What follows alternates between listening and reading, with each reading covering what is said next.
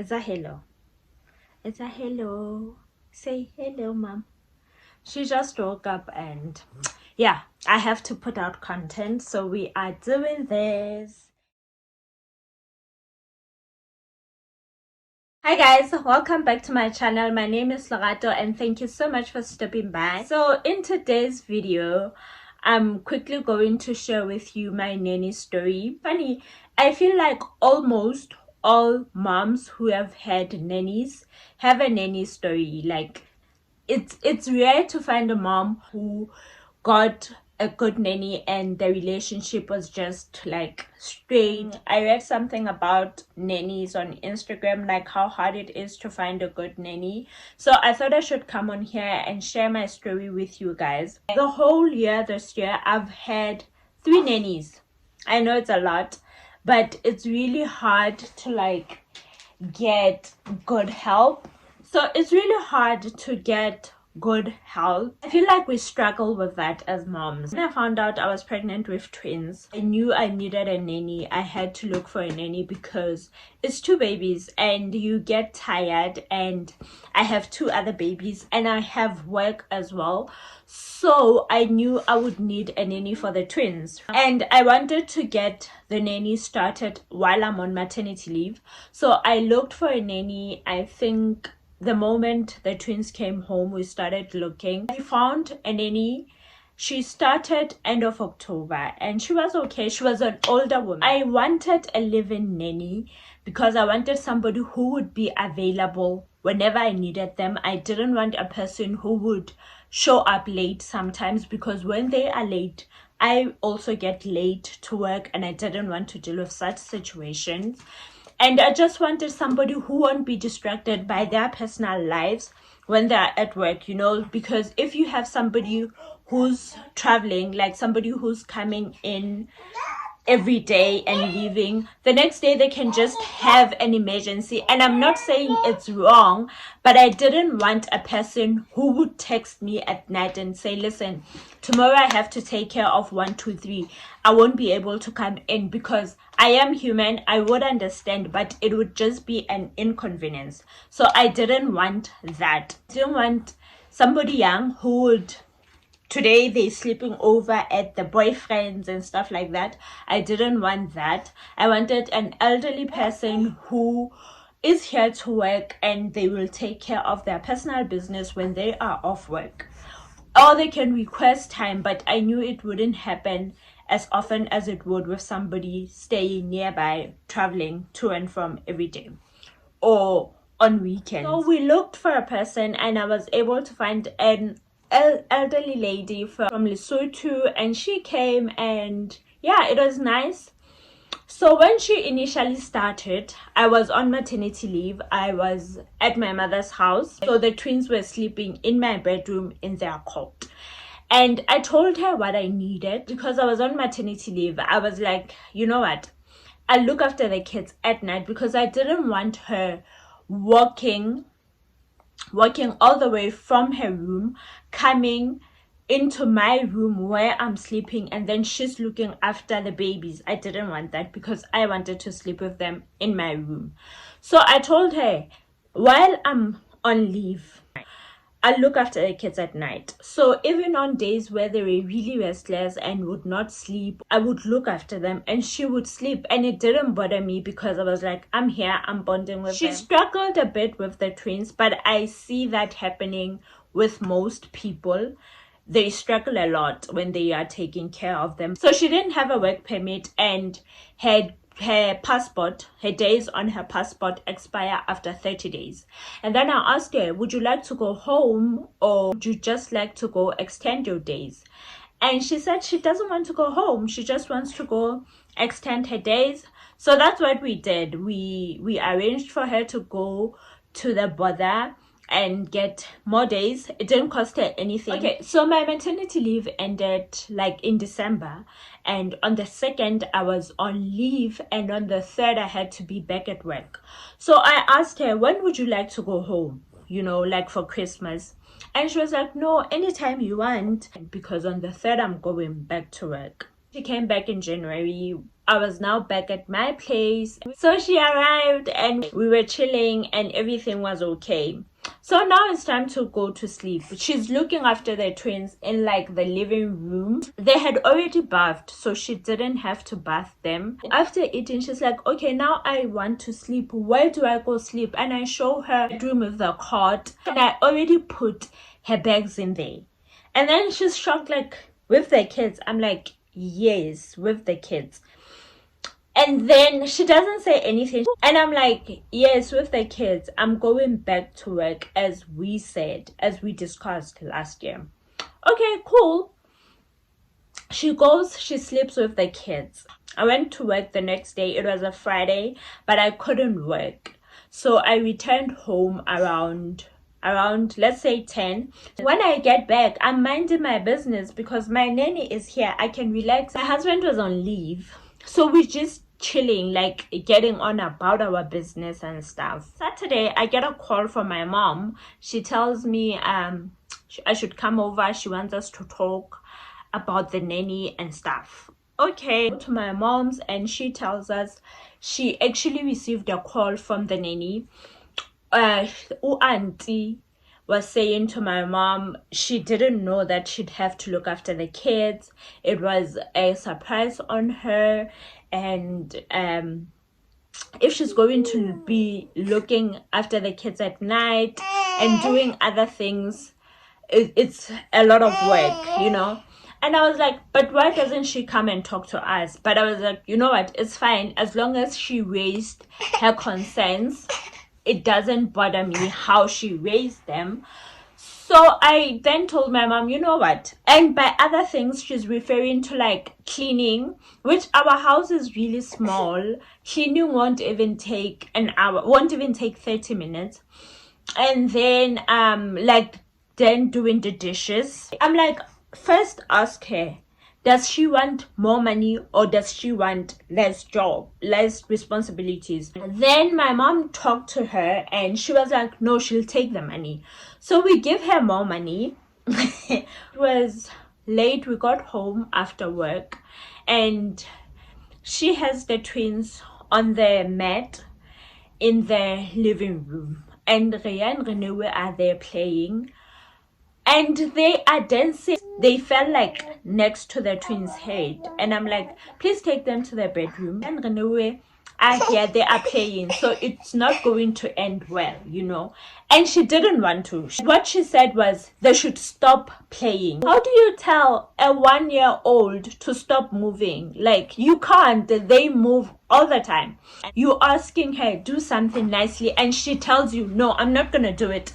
Discipline the 1-year-old. The 1-year-old must sit still. So Renewe and Rhea continued playing. They fell next to the twins again.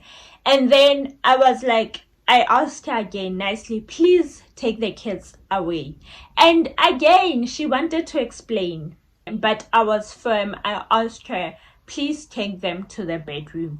And then they went to the bedroom and she stayed in the bedroom as well, which she used to do most of the time. The next morning, just because I didn't want to leave and it seems like there's some negativity or anything like that, when we were about to leave, we go into the bedroom and we greet her and kiss the twins as well as that she couldn't sleep at night because, oh no, not her. The twins could not sleep at night because Rhea was crying and we were banging doors. She even went and showed us how we were banging doors. So she banged the door and then opened it and banged it again. And you know, I'm going to work. I'm like, I can't get into this now. So I just went, I kissed the twins, and then we left. She's 4 years old. She cries all the time, you know, and she's crying next to me. So I know she's loud when she's crying. But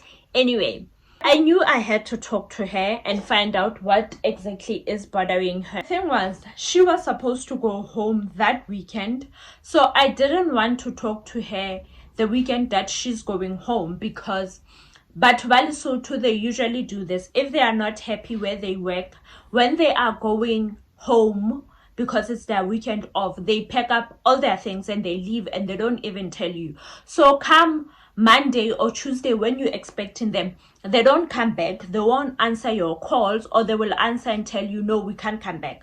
So I did not want that. I wanted to talk to her when she comes back from leave, and then we sit down, we have an honest conversation about the actual problem. So she was going home January month end, and then I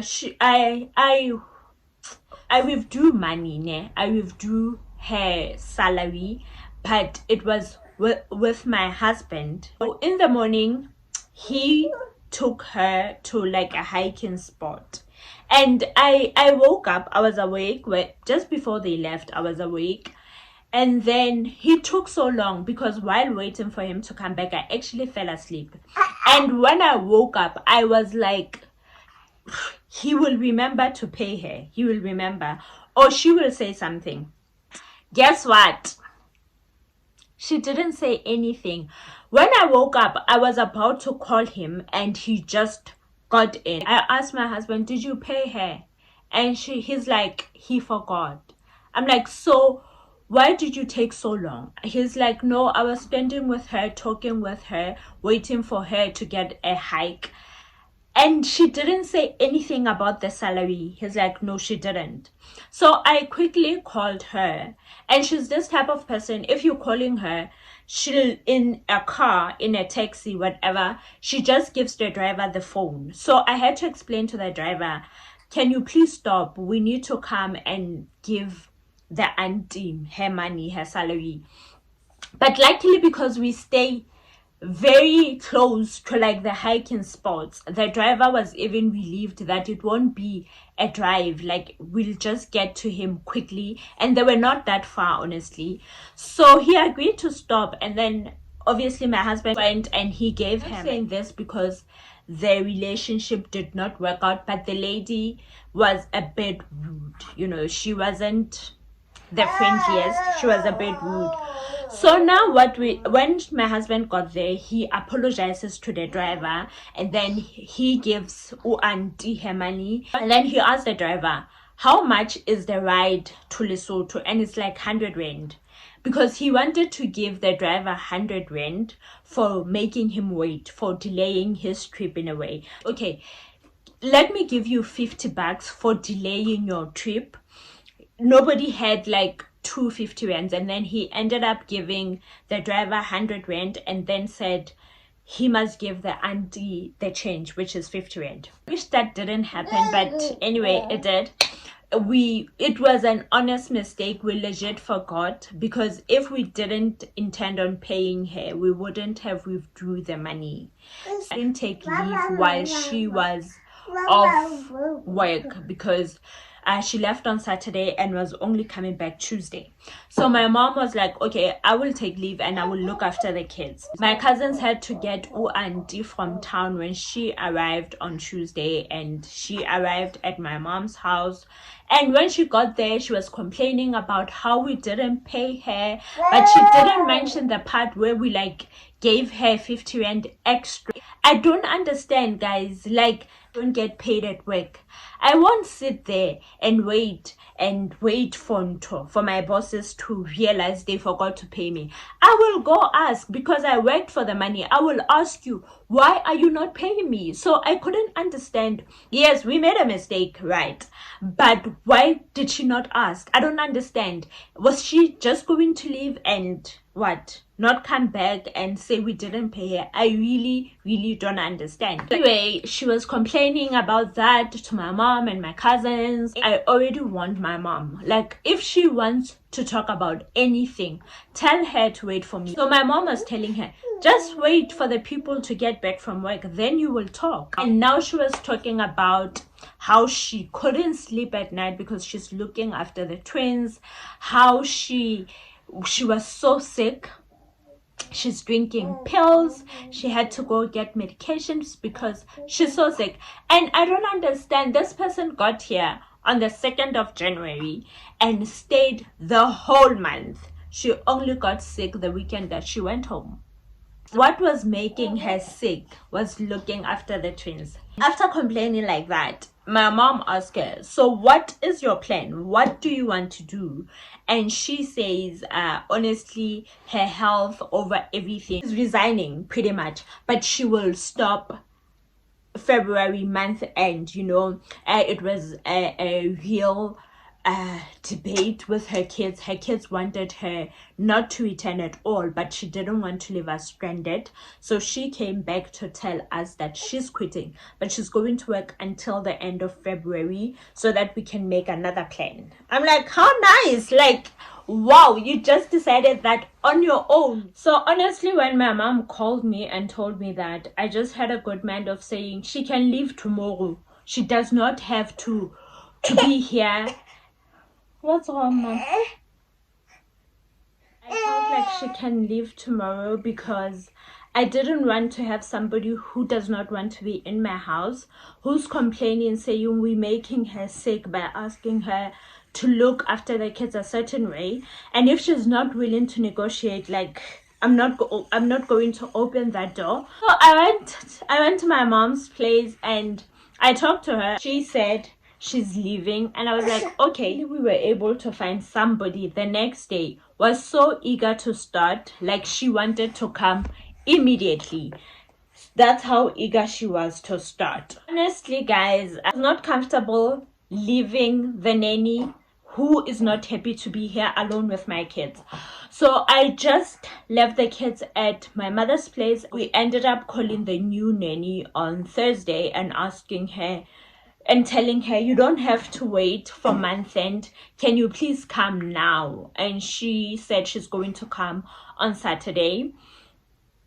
And then this nanny left on, the old nanny, she left on Friday because it wasn't nice. She was listening to everyone's conversations. The kids were crying. The reason you're getting a nanny is to have a peace of mind, and if you're not going to have that, what's the point? The new nanny came on Saturday. I made it a point that the very same day when she gets here, I want to have a conversation with her about the terms, like the expectations, everything. So I did that. I spoke to her. She was so humble. I felt like I'm talking to somebody that works for me, not an elderly person that you have to respect. We laid out the terms and she told me her expectations and I told her my expectations. She started in Feb and we were with her right up until lockdown started. Corona! Thank you, Corona.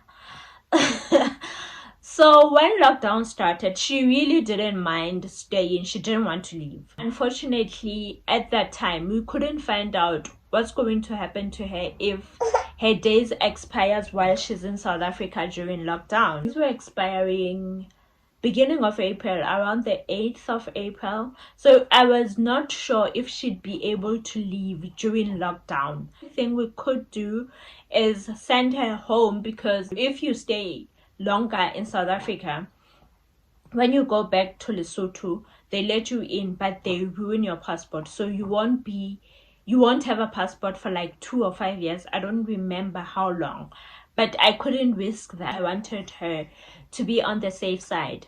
And she's currently waiting for her work permit. By now, she should have it, so she can come back, hopefully. So since lockdown started, we didn't have a nanny. During the level 5 lockdown, we did get help, but we did not know lockdown was going to last this long, just as anybody. So we couldn't ask my cousin who was helping me to stay that long. My mom is still around to help us, but we need a nanny. Like, that's the reality of the situation. We need a nanny.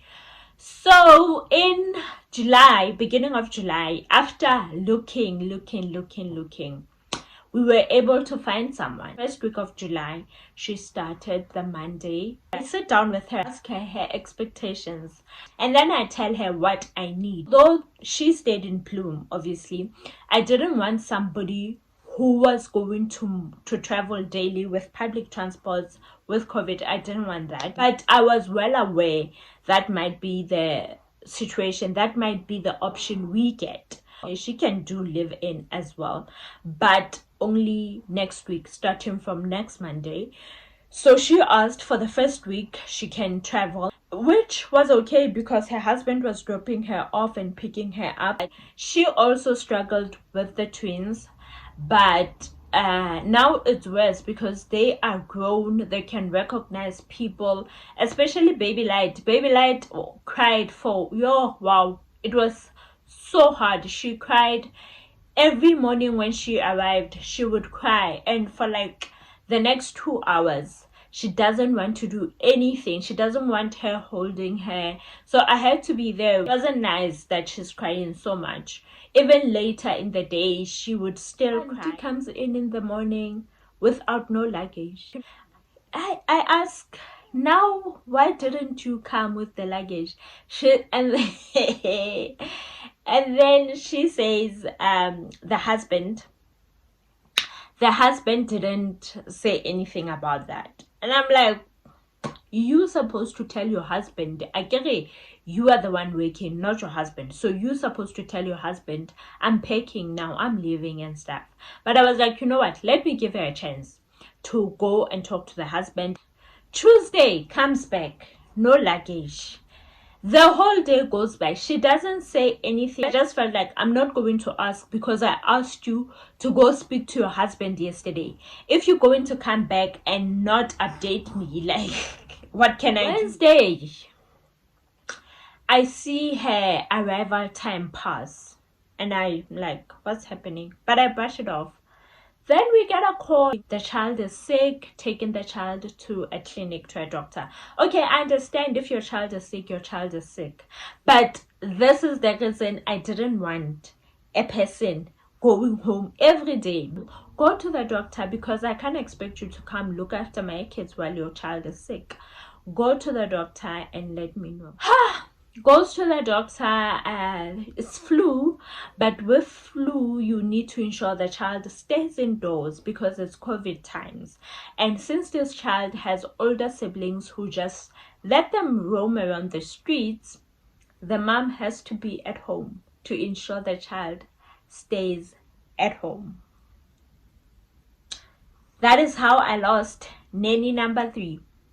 And I just was like, okay, so we'll pay you per rata, move on from there. Because I really think the husband did not want her coming to live with us, which I totally understand. I get it, you know, but I expected her to come back to me and say my husband does not want this, because flu goes away after a week, after 2 weeks or 3 weeks, however long, but flu goes away. When the flu goes away, it's August now.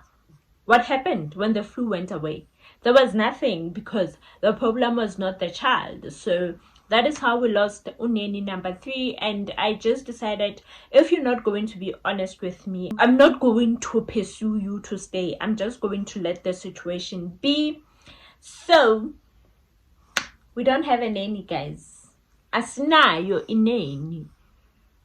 Asinayo. I don't think I will be looking for another nanny. I honestly don't see myself starting afresh with someone and then having them living in the middle of... I can't.